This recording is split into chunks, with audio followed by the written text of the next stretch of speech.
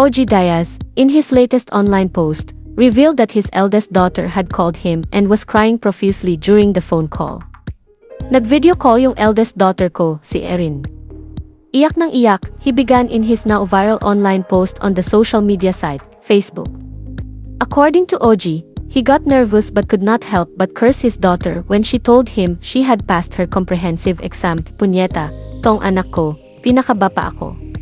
Hahaha. Sabihin niya ng pero syempre, mas kilala ko naman ang anak ko. Apaka-genuine ng kanyang reaction, kaya iyak siya ng iyak.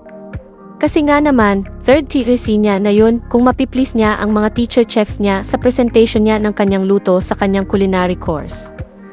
Siyempre, malalalim ang appreciation ng mga yan, he wrote. According to OG, Erin would always apologize to him because she kept on failing, revealing that it took her 3 tries before passing. Lagi pa niyang sinasabi noon, Daddy, sorry. Gagalingan ko na next time. Kaso ang laki na ng gastos mo sa mga pinamimili ko para lang makapag-practice, he recalled. Eventually, in his post, OG revealed he also shed tears because of his daughter and was planning to give her an incentive, which she rejected.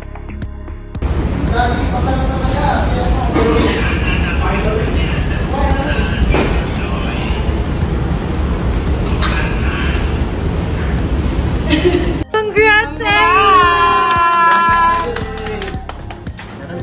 Sabi sa'yo kanina pa eh. Sino sa